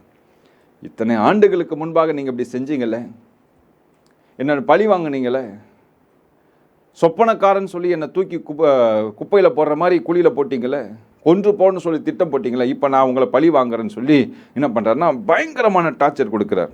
15 வசனம் வாசிங்களேன். உங்கள் இளைய சகோதரன் இங்கே வந்தால் ஒழிய நீங்கள் இங்கே இருந்து புறப்படுவது இல்லை என்று பார்வோனின் ஜீவனை கொண்டு ஆணையிட்டு சொல்லுகிறேன். என்ன சொல்றாரு? உங்களை எப்படியாவது பழி வாங்குறேன் பார், உங்களை அழுவ விடுறேன் பார். இதுதான் யோசேப்போட நோக்கமாக இருக்கு. உங்களை அழுவ விடுறேன் பார், கதி கலக செய்கிறேன் பார். பல சூழ்நிலை இப்படி தான் நம்ம பழி வாங்குவோம் மற்றவங்களை. உன்னை என்ன பண்ணுறேன் பார், எனக்கா நீ இப்படி பண்ண, இன்னைக்கு நான் யாருன்னு காமிக்கிறேன் பார், நான் எப்படிப்பட்டவன் சொல்லி நீ புரிஞ்சுப்ப அப்படி சொல்லி யோசேப்போட உள்ளத்துக்குள்ளாக 17 வசனம். அவர்கள் எல்லோரையும் 3 நாளில் காவலில் வைத்தான். எல்லாரையும் பிடிச்சி உள்ள போடு, வந்த 10 பேரையும் தூக்கி லாக்கப்பில் போடு. 3 நாள் ஜெயிலில் இருக்காங்க. எத்தனை ஆண்டுகள் நான் ஜெயிலில் இருந்திருப்பேன். போத்திபார் வீட்டில் எவ்வளோ கஷ்டப்பட்டு வேலை செஞ்சுருப்பேன். அவன் மனைவி தேவையில்லாமல் என் மேலே பழி போட்டு ஜெயிலுக்கு அனுப்பினான். இப்போ எல்லா கோபத்தையும் நான் உன் மேலே காண்பிக்கிறேன்னு சொல்லி 3 நாள் ஜெயிலில் தூக்கி போடுறார். 18 வசனம். 3ஆம் நாளிலே யோசிப்பு அவர்களை நோக்கி, நான் தேவனுக்கு பயப்படுகிறேன், நீங்கள் உயிரோடு இருக்கும்படி ஒன்று செய்யுங்கள். ஓகே, கர்த்தர் யோசிப்பு கிட்ட ஒரு கனவு மூலமாக பேசியிருக்கலாம். இல்லை யோசிப்புக்கு உணர்த்தப்பட்டிருக்கோம், வேணாம்ப்பா அவங்க செஞ்ச மாதிரி தப்பு நீ செஞ்சிடாத அப்படின்னு சொன்னால் கொஞ்சம் மனசு இறங்கி வந்துருச்சு. மேபி ஓரளவுக்கு ஒரு சின்ன ஒரு ஆயின்மெண்ட் போட்டிருப்பார்னு நினைக்கிறேன் ஆண்டவர். ஆயின்மெண்ட் போட்ட உடனே ஓரளவுக்கு அந்த புண்ணு ஆறிடுச்சு, உள்ளத்தில் இருந்த புண்ணு ஆறின பிறகு 22ஆம் வசனம். அப்பொழுது ரூபன் அவர்களை பார்த்து, இளைஞனுக்கு விரோதமாக பாவம் செய்யாதிருங்கள் என்று நான் உங்களுக்கு சொல்லவில்லையா? நீங்கள் கேளாமற் போனீர்கள். இப்பொழுது இதோ அவன் இரத்தப்பழி நம்மிடத்தில் வாங்கப்படுகிறது என்றான். இங்கே யோசிப்பு ட்ரீட் பண்ணுறதை பார்த்து என்ன நடக்குதுன்னா, இவங்களுக்குள்ளேயும் ஒரு குற்ற உணர்ச்சி. ஐயோ, நான் அப்பயே சொன்னலடா, ரூபன் சொல்லுகிறார், அப்போவே நான் சொன்னல அவனை எதுவும் செய்யாதீங்க, அவனை ரத்த பலி பார், இப்போ நம்மளை பழி வாங்குது பத்தியா, இப்போ நம்மளை போர் அடிக்குது பத்தியா, எப்படி நம்மளை திக்கு திணற செய்கிறது பார், இந்த சூழ்நிலையில் நம்ம மாட்டியிருக்கோமே, எப்படி இதுலேருந்து வெளியே வர போகிறோம் தெரியலையே. 23ஆம் வசனம். யோசேப்பு துப்பாசியை கொண்டு அவர்களிடத்தில் பேசினபடியால் தாங்கள் சொன்னது அவனுக்கு தெரியும் என்று அறியாதிருந்தார்கள். இதுதான் மெயினான ட்விஸ்ட். 22ஆம் வசனம் தான் மெயினான ட்விஸ்ட். என்னன்னா, இவர்களுக்குள்ளாக மாற்றங்கள் ஏற்படுது. இவங்களோட ரணங்கள் ஆறுறதுக்கு இவங்க முயற்சி செய்கிறாங்க. ஐயோ, இப்படி செஞ்சிட்டோமே, இந்த காயம் எப்படி ஏற்பட்டுச்சு தெரியுமா? நம்மளோட கோபத்தினால இந்த காயத்தை நம்ம பண்ணிட்டோம். இப்போ பார், இன்னைக்கு அவஸ்தைப்படுறோம். இந்த காயத்தை அப்படியே வச்சிருக்கிறதுனால பார்த்தியா, இந்த காயத்தினால நம்ம பழி வாங்கணும் பார்த்தியா, இன்னைக்கு அது எப்படி நம்மள பழி வாங்குது பார்த்தியா. 24ஆம் வசனம். அவன் அவர்களை விட்டு அப்புறம் போய் அழுது திரும்ப அவர்களிடத்தில் வந்து அவர்களோட பேசி அவர்களில் சிமியோனை பிடித்து அவர்கள் கண்களுக்கு முன்பாக கட்டுவித்தான். ஆமென். 36 வாசிங்க. அவர்கள் தகப்பனாகிய யாக்கோபு அவர்களை நோக்கி, என்னை பிள்ளையற்றவன் ஆக்குகிறீர்கள், யோசேப்பும் இல்லை, சிமியோனும் இல்லை, பென்யமீனையும் கொண்டு போக பார்க்கிறீர்கள், இதெல்லாம் எனக்கு விரோதமாய் நேரிடுகிறது என்றான். 37. அப்பொழுது ரூபன் தன் தகப்பனை பார்த்து, அவனை என் கையில் ஒப்புவியும், நான் அவனை திரும்ப உம்மிடத்தில் கொண்டு வருவேன், அவனை கொண்டு வராவிட்டால் என் 2 குமாரரையும் கொன்று போடும் என்று சொன்னான். இங்க ரூபன் சொல்வது என்னன்னா, தகப்பன் இடத்துல போய் பேசுகிறார். கடைசியில் என்ன நடக்குன்னா, பென்யமீனை கூட்டு வாங்க, நாங்க விடுறோம் அப்படின்னு சொல்லி, பென்யமீனை கூட்டு வா அப்படி சொன்னேன், சிமியோனை நாங்கள் விடுறோம் அப்படி சொல்லி. சிமியோன் இப்போ எங்க இருக்குன்னா ஜெயிலில் இருக்கார். இவங்க எல்லாரும் வந்துட்டாங்க. எத்தனை பேர்? 9 பேராக வந்துட்டாங்க. இப்போ என்ன பண்ணுறாங்க, இவங்க திருப்பி மறுபடியும் 10 பேராக உள்ளே போகணும் எகிப்துக்குள்ளாக. பென்யமீனை கேட்குறாங்க, ஐயா பென்யமீனை அனுப்புன்னு சொல்லி யாக்கோபிட்ட கேட்குறாங்க. யாக்கோபிட்ட சொல்கிறார், சிமியோனும் இல்லை, யோசேப்பும் இல்லை, இப்போ பென்யமீனும் இல்லாமல் மாத்துறீங்களா? 3 பிள்ளைகளை நான் இழந்து போகணுமா அப்படி சொல்லி கேட்ட உடனே அப்போது ரூபன் சொல்லுகிறார், பரவாயில்ல, என்னை நம்பி அனுப்புங்க, நான் மறுபடியும் பென்யமீனோடு கூட நான் வரேன்.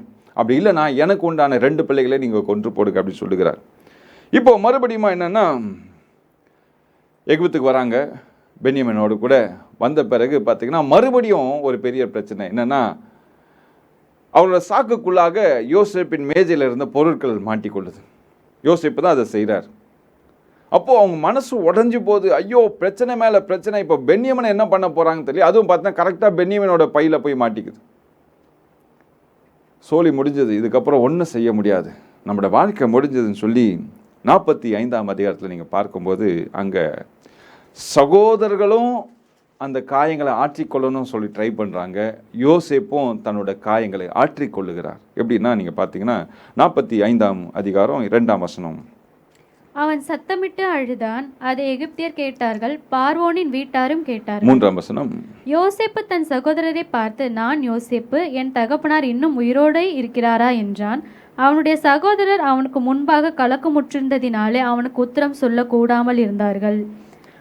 அப்பொழுது யோசேப்பு தன் சகோதரரை நோக்கி, என் கிட்ட வாருங்கள் என்றான். அவர்கள் கிட்ட போனார்கள். அப்பொழுது அவன், நீங்கள் எகிப்துக்கு போகிறவர்களிடத்தில் விற்று போட்ட உங்கள் சகோதரனாகிய யோசேப்பு நான் தான். என்னை இவ்விடத்தில் வரும்படி விற்று போட்டதினால் நீங்கள் சஞ்சலப்பட வேண்டாம், அது உங்களுக்கு விசனமாய் இருக்கவும் வேண்டாம். ஜீவரட்சணை செய்யும்படிக்கு தேவன் என்னை உங்களுக்கு முன்னே அனுப்பினார். இதுதான் கடைசியில் இவளுக்குள்ளாக ஏற்படுகிற ஒரு அற்புதமான ஒரு விஷயம். என்ன விஷயம்னா, தங்களோட உள்ளத்தில் ஏற்பட்ட காயங்களை ஆற்றி கொள்ளுகிறார்கள். அப்போ யோசிப்பு சொல்கிற ரொம்ப அற்புதமான காரியம் பாருங்கள். என்னை இவ்விடத்தில் வரும்படி விற்று போட்டதினாலே நீங்கள் சஞ்சலப்பட வேண்டாம், உங்கள் உள்ளத்துக்குள்ளாக இருக்கிற அந்த வேதனை அப்படியே இருக்க வேண்டாம். It's okay, leave it, no problem. நான் இப்போது உங்கள் இருதயத்துக்கு மருந்து போடுறேன். நீங்கள் ஏற்பட்ட இந்த காயங்கள் ஆறி போகட்டும், மருந்து போடுறேன். மருந்து போட்டு என்ன பண்ணுவேன்னா, அது உங்களுக்கு விசனமாகவும் இருக்க வேண்டாம், ஜீவரட்சணை செய்யும்படி தேவன் என்னை உங்களுக்கு முன்பாக அனுப்பினார். ஸோ அப்போனா நீங்கள் கவலைப்படாதீங்க, கர்த்தர் இதை செஞ்சுருக்கார், கர்த்தரோட திட்டம் இது. ஸோ அதனால் உங்கள் மனசுக்குள்ளாக காயங்கள் இருக்க வேண்டாம், எனக்குள்ளாகவும் காயங்கள் இருக்க வேண்டாம். நம்ம என்ன பண்ண போகிறோன்னா, உடனே அவனுக்கு ரெண்டாம் வசனத்தில் சத்தமிட்டு அழுதான். 3ஆம் வசனத்தில் நான் யோசிப்பு என்று சொல்லி அவனை இன்ட்ரடியூஸ் பண்ணி, என் தகப்பன் இன்னும் உயிரோடு இருக்கிறார் சொல்லி அப்போ தான் நலம் விசாரிக்கிறார். விசாரித்த பிறகு 4ஆம் வசனத்தில் கிட்டே வாருங்கள் என்றான். நீங்கள் எகிப்து போகிற இடத்தில் விற்று போட்ட உங்கள் சகோதரனாகிய யோசேப்பு நான் தான் என்று சொல்லி அந்த காயத்துக்கு மருந்து போடுகிறார். யோசேப்புக்குள்ளே மருந்து தடவி கொள்ளுகிறார். சகோதரோட இருதயத்திலும் இருக்கிற அந்த காயத்தை ஆற்ற வேண்டும் சொல்லி தீர்மானிக்கிறார். அதுபடியே செய்கிறார். ஆமென். இவள் என்ன பண்ணாங்கன்னா, இந்த குடும்பத்தினர் என்ன பண்ணுறாங்கன்னா, இஸ்ரவேலின் குடும்பத்தினர் என்ன பண்ணுறாங்கன்னா, காயங்கள் ஏற்பட்டது, தகப்பனுக்கு ஏற்பட்டது, இந்த 12 பேர் பிள்ளைகளுக்கும் ஏற்படுகிறது. ஆனால் என்ன பண்ணுறாங்கன்னா, 12 பேரை முயற்சி செஞ்சு இந்த காயம் நம்ம உள்ளத்துக்குள்ளாக இருந்தால் யாக்கோபின் குமாரலாகிய நமக்குள்ளாகவே நம்ம இழந்து போவோம். அதனால் நம்ம என்ன பண்ணுவோம்னா, நம்முடைய காயங்களை நாமே ஆற்றிக்கொள்வோம். நான் உங்களுக்கு மருந்து போடுறேன், நீங்கள் எனக்கு மருந்து போடுங்க. 2 பேருக்குள்ளாக இருக்கிற இந்த வேதனை இந்த நாளோட முடிந்து போகட்டும், இதுக்கு மேலே இந்த காயம் பெருசாக வேண்டாம். இன்னும் 2 குறிப்புகள் இருக்குது, நான் சுருக்கமாக சொல்லி முடிக்கிறேன். 4வது லூக்கா 10ஆம் அதிகாரம் 30ஆம் வசனம். லூக்கா 10:30. இயேசு பிரதித்திரமாக, ஒரு மனுஷன் எருசலேமிலிருந்து எரிகோவுக்கு போகையில் கள்ளர் கையில் அகப்பட்டான். அவர்கள் அவன் வஸ்திரங்களை உரிந்து கொண்டு அவனை காயப்படுத்தி குற்றீராக விட்டு போனார்கள். இந்த சம்பவம் நமக்கு நன்றாக தெரியும். ஆனால் நான் சுருக்கமாக முடிக்க விரும்புகிறேன். இங்கே ஒரு மனுஷன் வருகிறார். அவர்தான் நல்ல சமாரியன். இந்த நல்ல சமாரியன் வந்து என்ன செய்கிறார்னா, ஒரு மனுஷனை பார்க்குறாரு. பார்த்த உடனே அவன் குற்று உயிரும் குலை உயிருமாய் கிடக்கிறான். ரத்தத்தினாலே ரத்தத்தை சிந்தி தரையில் கிடக்கிறான். காயங்கள் ஏற்பட்டு இருக்கிறது. உடனே இந்த நல்ல சமாரியனோட வேலை என்னன்னா, எப்பொழுதுமே மற்றவங்களோட காயங்களுக்கு கட்டுகள் போடுவது தான் நல்ல சமாரியனோட வேலை. இதுதான் இன்றைக்கு வாழ்கிற கிறிஸ்துவலாகிய நமக்குள்ள இருக்க வேண்டிய ஒரு நல்ல பண்பு, நல்ல ஒரு குணாதிசயம், நல்ல கர்த்தர் கொடுக்கிற நல்ல ஒரு குணம் நமக்குள்ளாக. என்னன்னா, எங்கெங்கெல்லாம் காயம் இருக்கோ அங்கே போய் மருந்து போடுற வேலை. இன்னைக்கு பாவத்தினாலே அநேகர் காயம் கொண்டு இருக்கலாம். தாங்கள் செய்த அக்கிரமத்தின் நிமித்தம் காயத்தோடு இருக்கலாம். அல்லது உங்களால் காயப்பட்டவர்களாக இருக்கலாம். இப்படிப்பட்டவர்கள் அநேகம் உண்டு. நம்மளோட வேலை என்னன்னா, இன்னைக்கு ரட்சிக்கப்பட்ட பிள்ளைகளாக நம்மளுடைய முக்கியமான வேலை என்னன்னா, அவரோட இருதயத்தில் இருக்கிற அந்த காயங்களை ஆற்ற வேண்டும் சொல்லி எப்படியாவது அந்த பிள்ளைகளுக்கு உதவி செய்வது தான்.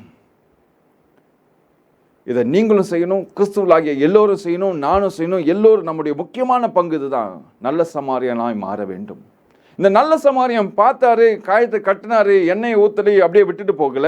அவனை கொண்டு போய் சத்தத்தில் வைத்து அவனுக்கு தேவையான எல்லா உதவிகளையும் செய்கிறார். அதுதான் ஒரு ஊழியக்காரனாகிய நம்முடைய வேலை. நம்ம கிறிஸ்துவனாக இருக்கிற எல்லோருடைய வேலையும் ஆகும். நீங்களும் நானும் யாரெல்லாம் இன்னைக்கு காயத்தோடு இருக்கிறார்களோ அவர்களுக்கு உதவி செய்யணும். அதே கூட என்னன்னா, நீங்கள் பார்த்தீங்கன்னா 35ஆம் வசனம் வாசிங்களேன். மறுநாளிலே தான் புறப்படும் போது 2 பணத்தை எடுத்து சத்திரத்தான் கையில் கொடுத்து, நீ இவனை விசாரித்துக்கொள், அதிகமாக ஏதேகளும் இவனுக்கு செலவழிந்தால் நான் திரும்பி வரும்போது அதை உனக்கு தருவேன் என்றான். இந்த இடத்துல நீங்க பார்த்தீங்கன்னா முக்கியமான ஒரு காரியத்தை நம்ம கற்றுக்கொள்கிறோம். என்ன ஒன்றுனா, இவனோட ரணம் ஆறுற வரைக்கும் நான் உதவி செய்வேன்.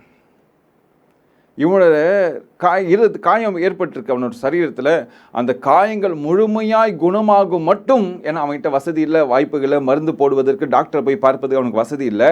அதனால் அவனோட காயங்கள் முழுமையாய் ஆறும் வரைக்கும் நான் அவனுக்கு உதவி செய்வேன். இன்றைக்கி நம்ம என்ன பண்ணுவோம்னா, பல நேரத்தில் ஓகே பிரதர் கவலைப்படாதீங்க, பார்த்துக்கலாம், விடுங்க, ஆண்டவர் பார்த்துப்பா அப்படின்னு சொல்லிட்டு நம்ம போயிட்டே இருப்போம். அவனுக்காக ஜெபிப்பது கூட கிடையாது, மறந்துடுவோம். ஒருத்தனை நம்ம கையில் ஆண்டவர் கொடுத்தார்னா அவனை கடைசி வரையும் கரை சேர்ப்பது நம்முடைய வேலையாக இருக்கிறது. அல்லேலூயா, ஆமென். 5வது பகுதிக்கு நான் செல்லுகிறேன். முக்கியமான பகுதி யோவான் 1ஆம் அதிகாரம் 20ஆம் வசனம். எல்லாருக்கும் தெரிந்த ஒரு வசனம். யோவான் 1:29. மறுநாளிலே யோவான் இயேசுவை தன்னிடத்தில் வர கண்டு, இதோ உலகத்தின் பாவத்தை சுமந்து தீர்க்கிற தேவாட்டுக்குட்டி. இந்த 5வது பாயிண்ட் வந்து பார்த்தீங்கன்னா, யாரால் செய்ய முடியும்னா, அது ஒருவரால் மாத்திரமே செய்ய முடியும். அதை ஒருவரால் மாத்திரமே செய்ய முடியும். என் தேவனால் மாத்திரமே அதை செய்ய முடியும். ஏன்னா ஆதாம் பாவம் செய்த நாளிலே இந்த காயங்களை ஏற்றுக்கொள்ளணும்னு தன்னுடைய சரீரத்தை ஆயத்தப்படுத்தினார். தன்னுடைய சிந்தை முழுவதுமாய் மனு குலத்தை காப்பாற்ற வேண்டும் என்று சொல்லி ஒரு திட்டம் வைத்தார். அதனால் கல்வாரி சிலுவையிலே தன்னை பலியாக கொடுத்து அதை 3 நாளில் தழும்புகளாயும் மாற்றிக்கொண்டார். இது ஒருவரால் மட்டும்தான் செய்ய முடியும். தான் இருந்த உயர்ந்த ஸ்தானத்திலிருந்து கீழே இறங்கி வருகிறார். எதற்குன்னா, காயப்படுவதற்காகவே இறங்கி வருகிறார். என்னோட அந்தஸ்தை, நான் இருக்கிற மேன்மையை, நான் ஒரு வார்த்தை சொன்னால் வெளிச்சம் உண்டாகும், நான் ஒரு வார்த்தை சொன்னாலே எல்லாம் மாறி போகும் அப்படி சொல்லி தன் கையில், தன் வாயின் வார்த்தையில் வல்லமை வைத்த இயேசு கிறிஸ்து இங்கே என்ன பண்ணுறாருன்னா, அத்தனை மேன்மைகளை விட்டு கீழே வருகிறார். கீழே வந்து எதுக்குன்னா, காயப்படுவதற்காகவே வருகிறார், அடி வாங்கிறதுக்காகவே வரார். வந்து 3 நாளில் அந்த காயங்களை தழும்பாய் மாற்றிக்கொள்வதற்கான வல்லமை உள்ளவர் அவர். அந்த வல்லமையை பெற்ற தேவன் இன்றைக்கு தழும்புகளோடு கூட நம்மை சுகமாக்க வல்லமை உள்ள தேவனாய் இருக்கிறார். அதனால தான் நம்ம முதல்ல வாசித்தோம் ஏசாயா 53:5. ஏசாயா 53:5 நம்முடைய மீறுதலின் நிமித்தம் அவர் காயப்பட்டு நம்முடைய அக்கிரமங்களின் நிமித்தம் அவர் நொறுக்கப்பட்டார். நமக்கு சமாதானத்தை உண்டு பண்ணும் ஆக்கினை அவர் மேல் வந்தது. அவருடைய தழும்புகளால் குணமானார். இங்க பாருங்க 53ஆம் வசனம், நம்முடைய மீறுதல்களின் நிமித்தம் அவர் காயப்பட்டு நம்முடைய அக்கிரமங்களின் நிமித்தம் அவர் நொறுக்கப்பட்டார். நமக்கு சமாதானம் உண்டு பண்ணும் ஆக்கினை அவர் மேல் வந்தது. அவருடைய தழும்புகளால் குணமாகிறோம். நம்முடைய மீறுதல் நிமித்தம் அவர் காயப்பட்டார். நான் சொன்னல கரெக்டாச்சா? நம்முடைய அக்கிரம நிமித்தம் அவர் நொறுக்கப்பட்டார். நமக்கு நன்மை சேர்க்கணும்னு சொல்லி சமாதானம் உண்டு பண்ணும் ஆக்கினை அவர் மேல் வந்தது. அவருடைய தழும்புகளால் குணமாகிறோம். அல்லேலூயா. இதுதான் இயேசு சாமியோட கேரக்டர். இந்த கேரக்டரை கொஞ்சமாச்சு நான் அடிக்கடி யோசிப்பேன். ஆண்டவரே, நீ 100% பரிசுத்தமான தேவன், உங்ககிட்ட இருந்து அட்லீஸ்ட் 1% நான் கற்றுக்கிட்டாலே அதுவே பெரிய ஆசீர்வாதம். அவர்கிட்ட நம்ம போகவே 100% எந்த ஒரு மனுஷனும் இந்த உலகத்தில் அடையவே முடியாது. ஆனால் அந்த 1% வாங்கிட்டோன்னு வச்சுங்களேன், அதன்படி வாழ்ந்துட்டாலே தேவன் 100% உத்தமமான தேவன், பரிசுத்தமான தேவன். அதில் 1% நம்ம வாழ்ந்துட்டாலே போதும், நம்மள மாதிரி ஒரு பரிசுத்தமான பூமியிலே இருக்க மாட்டான். அந்த 1% வாழ்வது அத்தனை கடினம், கிட்ட கூட போக முடியாது. ஆனால் முயற்சி செஞ்சுட்டே இருக்கணும். ஆண்டவரே 1% ஆண்டவரே. அப்படி நீங்கள் 1% வாழ்ந்துட்டீங்கன்னா அடுத்தது 2% ஆண்டவரே, 3% ஆண்டவரே வாழணும். உங்களை மாதிரி வாழணும், உங்களை மாதிரி வாழணும், உங்களை மாதிரி வாழணும். இப்படி வாழணும். மற்றவங்களோட தழும்புகளை, மற்றவங்களோட காயங்களை தழும்புகளாய் மாற்றணும்.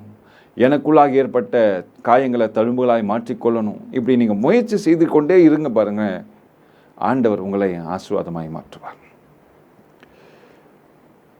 முதலாவது, தன் காயத்தை ஆற விடாமல் வைத்து கொண்ட மூத்த குமாரன் சவுல். தன் காயங்கள் ஆறினாலும் மறுபடியுமாய் காயமாய் மாற்றிக்கொண்ட சவுல். மூன்றாவது, காயங்களை தழும்பா அவங்களே மாற்றிக்கிட்டாங்க இஸ்ரவேல் குடும்பத்தினர். நான்காவது, நல்ல சமாரியன் மற்றவங்களோட காயங்களை ஆற்றுவதற்காக முயற்சி செய்தார். ஐந்தாவது, காயங்களை நானே ஏற்றுக்கொள்ளுகிறேன், அதை நானே தழும்பாய் மாற்றிக்கொள்ளுகிறேன். என் தழும்புனால மற்றவங்களும் ஆசீர்வாதமாய் மாறுவாங்க. அதுதான் இயேசு கிறிஸ்து.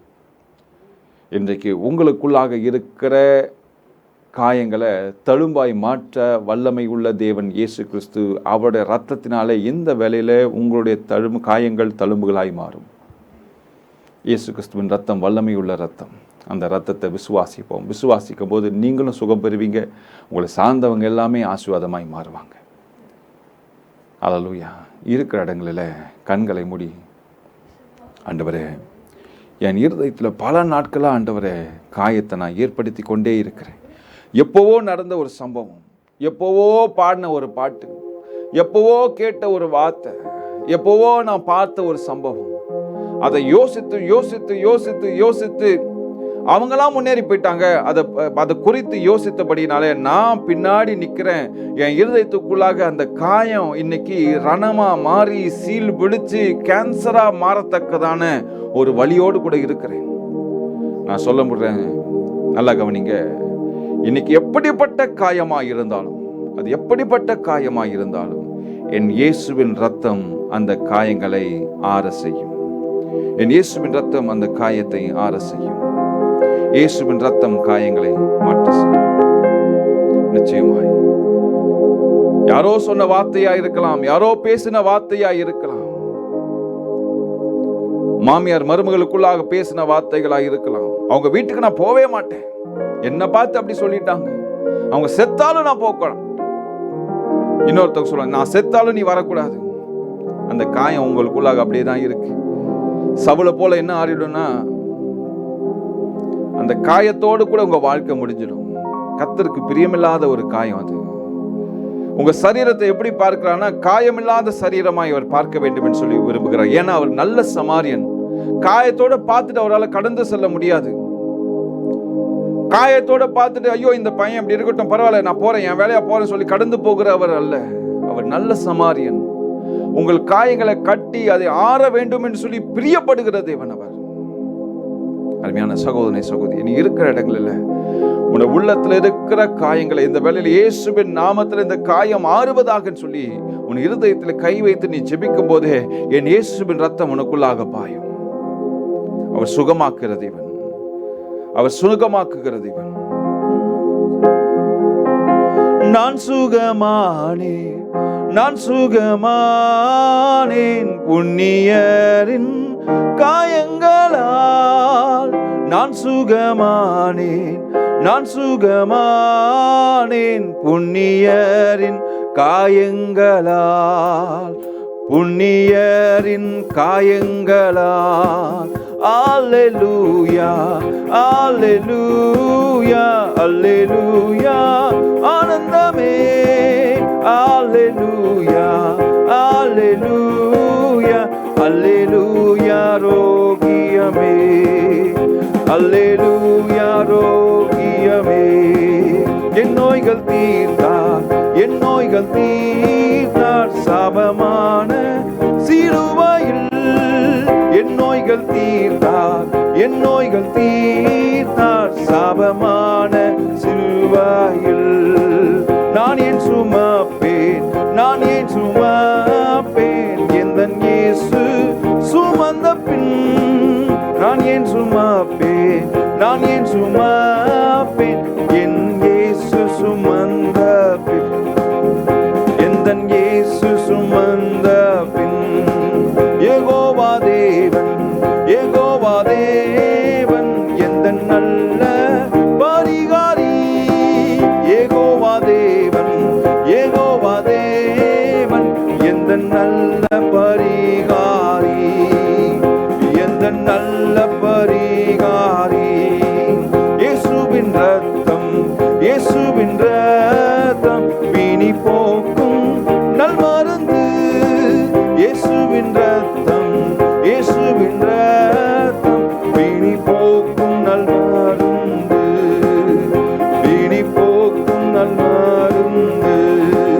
நான் சுகமானேன், நான் சுகமானேன். புண்ணியரின் காயங்களால் நான் சுகமானேன், நான் சுகமானேன். புண்ணியரின் காயங்களால், புண்ணியரின் காயங்களால் நான் சுகமானேன், நான் சுகமானேன். புண்ணியரின் காயங்களால் நான் சுகமானேன், மானேன். புண்ணியரின் காயங்களால், புண்ணியரின் எல்லோரும் சேர்ந்து சொல்லுமா? நான் சுகமானேன், நான் சுகமானேன், நான் சுகமானேன். புண்ணியரின் காயங்களால் நான் சுகமானேன், நான் சுகமானேன். புண்ணியரின் காயங்களால், புண்ணியரின் காயங்களால்.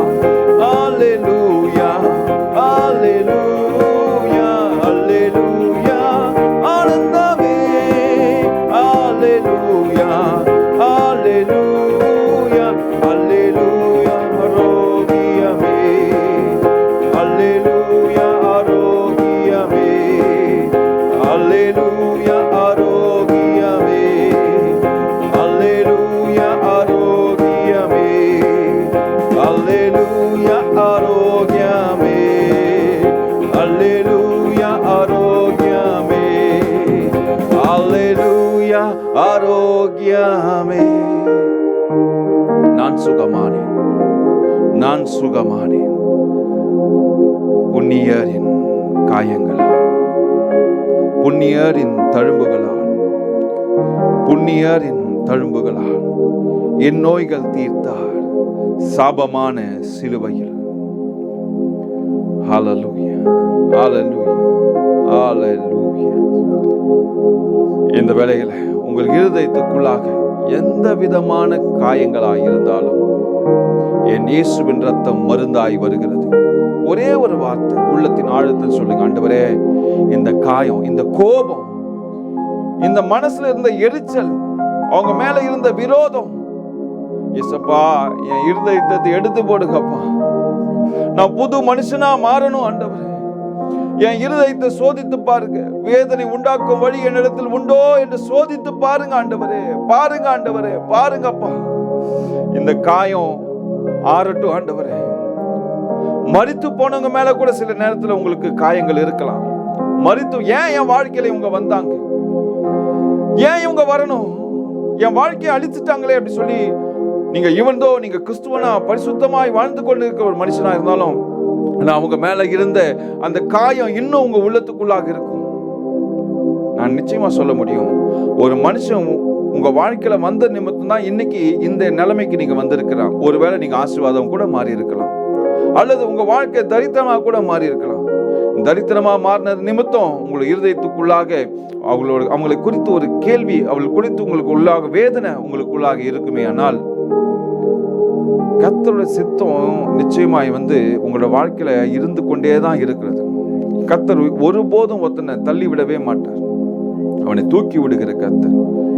இந்த சூழ்நிலையில நீங்க இருக்கிறீங்கன்னா ஏதோ ஒரு திட்டத்தை ஆண்டவர் உங்க வாழ்க்கையில அனுமதித்து இருக்கிறார். அல்லேலூயா. யோபு கேட்டிருக்கலாம்ல, ஏன் ஆண்டவர் என் பிள்ளைங்கெல்லாம் எடுத்துக்கிட்டீங்க, என் சரீரத்தை இத்தனை பாடுகளான்னு சொல்லி யோபு கேட்டு இருக்கலாம். ஒருபோதும் வாய் திறக்கவே இல்லைங்க. கர்த்தருக்கு விரோதமா ஒரு வார்த்தை கூட பேசல. ஏன் பேசல? கர்த்தருக்கு யோபு மேல ஒரு நம்பிக்கை, என் பிள்ளை ஒருபோதும் என்னை விட்டு கொடுக்க மாட்டான்பா, சாத்தானே நீ சோதித்துப்பார், எந்த அளவுக்கு சோதிக்க முடியுமோ சோதித்துப்பார், அது பின்பாக ஆசீர்வாதமான வாழ்க்கை தான். யோசிச்சு பாருங்க, உங்க முதல் குழந்தை இறந்துடுச்சு, உங்களுக்கு ரெண்டாவது மூன்றாவது பிள்ளைகள் பிறக்குது, ஆனாலும் நீங்க முதல் குழந்தை குறித்து யோசிச்சுட்டு தான் இருப்பீங்க. அதே போல யோபுவோட வாழ்க்கையில் எல்லாவற்றையும் இழந்து போயாச்சு, குழந்தைகளும் இழந்து போயிட்டாங்க, எல்லாம் கைவிட்டு போயிடுச்சு. அது பின்பாக யோபுவோட வாழ்க்கை ஆசீர்வாதமா மாறுது, அது அடுத்த பிரச்சனை. ஆனா இழந்து போனதை குறித்து ஒருபோதும் கவலைப்படலை. என் உள்ளத்துக்குள்ள காயம் இல்லை அப்படின்னு சொன்னபடினால்தான் யோபுவை குறித்து இன்னைக்கு கூட நம்ம பெருமையா பேசுறோம். இப்படிப்பட்ட மனுஷனை உலகத்துல பார்க்கவே முடியாது. Thank you Jesus. அருமையான சகோதரி சகோதரியே, உன் உள்ளத்துல காயங்கள் இருக்குமே, ஆனால் என் தேவனாகிய கர்த்தர் இந்த வேளையிலே மருந்தாய் வந்து, நல்ல சமாரியனாய் வந்து அந்த காயங்களுக்கு கட்டுகளை போட விரும்புகிறார். அன்றைக்கு அந்த வழி போக்க, ஐயோ நல்ல சமாரியனை கிட்ட வராதீங்க, என்ன தொடாதீங்க அப்படின்னு சொல்லவே இல்லை. கழுத மேல ஏத்துறாரு, காயங்களுக்கு கட்டு போடுகிறார், எண்ணெய் ஊற்றுகிறார், சத்திரத்துல கொண்டு போய் வைக்கிறார். ஆனாலும் அந்த மனுஷன் அமைதியா இருந்து, என் காயங்களுக்கு கட்டு போடுங்க, நான் சுகமாக வேண்டும் சொல்லி விருப்பப்பட்டபடினாலே நல்ல சமாரியன் அந்த காயங்கள் ஆறும் வரைக்கும் உதவி செய்கிறார். அருமையான சகோதரி சகோதரியே, இந்த வேளையில என் தேவனாகிய கர்த்தர் உன் காயங்களை ஆற்ற வேண்டும் என்று சொல்லி நல்ல சமாரியனாய் வந்திருக்கிறார். இந்த நல்ல தருணத்தை நீ பயன்படுத்தி கொண்டு உன் உள்ளத்துல இருக்கிற அந்த காயங்கள், உங்க கணவரை குறித்து காயங்கள் இருக்கலாம், மனைவியை குறித்து காயங்கள் இருக்கலாம், பிள்ளைகளை குறித்து காயங்கள் ஏற்பட்டு இருக்கலாம், உங்கள் உறவினர்களால காயங்கள் ஏற்பட்டு இருக்கலாம், உங்கள் நண்பர்களால காயங்கள் ஏற்பட்டு இருக்கலாம், உடன் ஊழியர்களால காயங்கள் ஏற்பட்டு இருக்கலாம், உங்களுடைய மெய்ப்பனால காயங்கள் ஏற்பட்டு இருக்கலாம். எப்படிப்பட்ட காயங்களாக இருந்தாலும் அதை ஆற்றிக்கொள்ள வேண்டும் என்று சொல்லி கர்த்தர் திட்டவட்டமாய் நம்மோடு கூட பேசுகிறார். ஆற்றிக்கொள்ளணும்னா என்ன? அந்த கோபத்தை தூக்கி போட்டுடுங்க, அந்த பிடிவாதத்தை தூக்கி போட்டுடுங்க. நான் தாழ்ந்து போறேன், பரவாயில்ல, தாழ்மையா போங்க, கர்த்தர் உங்களை ஆசீர்வதிப்பார், கர்த்தர் உயர்த்துவாருங்க. அது வரையும் கொஞ்சம் அவரோட கையில பலத்த கைக்குள்ள அடங்கிருங்க, பலத்த கைக்குள்ள அடங்கிருங்க. கர்த்தர் ஏற்ற வேளையிலே உங்களை உயர்த்துவார். இது நிச்சயம், இது நிச்சயம், இது உண்மை. நிச்சயமாய் உயர்த்துவார். மகா இரக்கம் கிருபை நிறைந்த நல்ல ஆண்டவரே, இந்த வேளையில என் சகோதர சகோதரிகளோடு கூட இணைந்து நாங்கள் ஜெபிக்கிறோம். ராஜா, எங்கள் இருதயத்துக்குள்ளாய் நல்ல சமாரியனே நீர் வந்து கிரியை செய்ய வேண்டுமா ஜெபிக்கிறோம். என் காயங்களுக்கு மருந்து போடுங்க ஆண்டவரே, என் காயங்களை கட்டுங்க, எங்க வாழ்க்கை ஆசீர்வாதமாய் மாறும். எங்களுக்கு ஆண்டவரே இந்த காயங்கள் நிமித்தம் ஆண்டவரே நாங்கள் எங்கள் ஜீவனை இழந்து போகாதபடி, எங்க வாழ்க்கையை நாங்கள் இழந்து போகாதபடி உம்முடைய பரிசுத்த கரத்திலே நாங்கள் ஆசீர்வாதமாய் இருக்க தேவன் உதவி செய்வீராக. யோசேப்பும் தன் சகோதரர்களும் ஒன்றாக இணைந்து கட்டி அணைத்து தங்கள் காயங்களை ஆற்றிக்கொண்டார்கள். அதே போல ஆண்டவர், இன்றைக்கு நான் நல்ல சமாரியன் இடத்துல சென்று என் காயங்களை ஆற்றும்படியாய் நான் கேட்கிறேன். என் தேவனாகிய கர்த்தர் இயேசு கிறிஸ்து காயங்களை ஏற்றி அதை தழும்புகளாய் மாற்றி அந்த தழும்புகள் நிமித்தம் இன்றைக்கு எனக்கு ஆசீர்வாதத்தை கொடுக்க வேண்டும் இருக்கிற என் இயேசு கிறிஸ்துவின் பாதத்தை நான் முத்தம் செய்து, இயேசுவே எனக்கு சுகத்தை தாங்கன்னு சொல்லி நாங்கள் எல்லோரும் கேட்கிறோம். எங்களுக்கு பலனை கொடுங்க, சுகத்தை கொடுங்க, இந்த காயங்களை எங்கள் இருதயத்தை விட்டு நீக்கி போடுங்க. இயேசுவின் நாமத்தில் ஜெபிக்கிறோம் நல்ல பிதாவே, ஆமென், ஆமென், ஆமென். ஹல்லேலூயா, ஹல்லேலூயா. எல்லாரும் இணைந்து சொல்வோம், என் ஆத்துமாவே கர்த்தரை ஸ்தோத்திரி, உடைய பரிசுத்த நாமத்தை ஸ்தோத்திரி. என் ஆத்துமாவே கர்த்தரை ஸ்தோத்திரி. கர்த்தர் செய்த சகல உபகாரங்களை மறவாதே. ஆமென், ஆமென், ஆமென். ஹalleluya, ஹalleluya. எத்தனை பேருக்கு ஆசீர்வாதமாக இருந்தது எனக்கு தெரியாது, ஆனால் எனக்கு ரொம்ப ஆசீர்வாதமாக இருந்தது இந்த வார்த்தை. கர்த்தர் என்னோடு கூட பேசினார். கர்த்தர் என்னை வல்லமையாய் பயன்படுத்துவார். நான் ஏற்றுக்கொண்டபடினாலே என்னை வல்லமையாய் பயன்படுத்துவார் சொல்லி நான் விசுவாசிக்கிறேன். கர்த்தர் எப்பொழுதுமே நமக்கு நன்மை செய்கிற தேவன். அவரை போல 1% வாழ்ந்துட்டாலே நம்ம பெரிய ஆளு உலகத்தில். ஆனால் அது 1% வாழ்வது ரொம்ப கடினம். அதுக்காக முயற்சி செய்து கொண்டே இருக்கிறோம். அதனால தான் நம்ம சொல்கிறோம், தாவீது சொன்னது போல, வேதனை உண்டாக்கும் வழி என்னிடத்தில் உண்டோ என்று சோதித்து பார்த்து நித்திய வழியில் என்னை நடத்துங்க ஆண்டவரே சொல்லி ஆண்டோட பாதத்தில் இந்த 21 நாட்களும் காத்திருக்கிறோம். ஆண்டவர் ஒரு நாளும் நம்மளை புடமிட்டு கொண்டே இருக்கிறார். ஆமென். ஒருவேளை நீங்கள் உங்களுக்கு தெரிந்தவங்ககிட்ட மன்னிப்பு கேட்கணும்னு நினைக்கிறீங்க, ஆனால் முடியல, அசிங்கமாக இருக்குது. நான் சொல்கிறேன் கேளுங்க, அதுக்கு ஒரு வழி. இந்த செய்தியை யூடியூப்பில் இருக்கும், அவங்களுக்கு முதல்ல அனுப்பிவிடுங்க. இந்த செய்தியை முதல்ல கேளு, முடித்த பிறகு சொல்லி நான் அவங்க கூட பேசுகிறேன் அப்படி சொல்லிட்டு சொல்லுங்கள். ஆண்டவர் அவங்க மனசும் மாற்றுவார், நீங்களும் ஈஸியாக பேசுவதற்கு உதவியாக இருக்கும் இந்த செய்தி. ஆமென். இந்த செய்தினா தேவனோட வார்த்தை உங்களுக்கு உதவியாக இருக்கும். ஆமென். தேவனோட வார்த்தை நல்ல மருந்து. அந்த மருந்தை பயன்படுத்துவோம். நீங்கள் யார்கிட்ட மன்னிப்பு கேட்கணும்னு நினைக்கிறீங்களோ, யார் கூட ஒப்புரவு ஆகணும்னு சொல்லி நினைக்கிறீங்களோ, அவங்களுக்கு ஃபார்வர்ட் பண்ணிவிட்டு அவங்களோட வாட்ஸ்அப்புக்கு அனுப்பி வச்சுட்டு, யூடியூப்பில் லிங்க் இருக்கும், எடுத்து ஃபார்வர்ட் பண்ணிவிட்டு சொல்லுங்கள், இதை கேட்டு முடித்த பிறகு நான் உங்ககிட்ட பேசுகிறேன் அப்படி சொல்லிவிட்டு நீங்கள் பேச ஆரம்பிங்க. கர்த்தர் இந்த வார்த்தையின் மூலமாய் உங்களுடைய குடும்பத்துக்குள்ளாக பெரிய ஆசீர்வாதத்தை தருவார். உங்கள் உள்ளத்துக்குள்ளாக பெரிய ஆசீர்வாதத்தை தருவார். ஆமென். இந்த செய்தி உங்களுக்கு ஆசீர்வாதமாக இருந்தால் மற்றவங்களை பகிர்ந்து கொள்ளுங்கள். கர்த்தர் உங்களை ஆசீர்வதிப்பாராக. இணைந்து கொண்ட ஒவ்வொருக்காக நன்றி செலுத்துகிறோம். நாளை தினம் 15ஆம் நாள்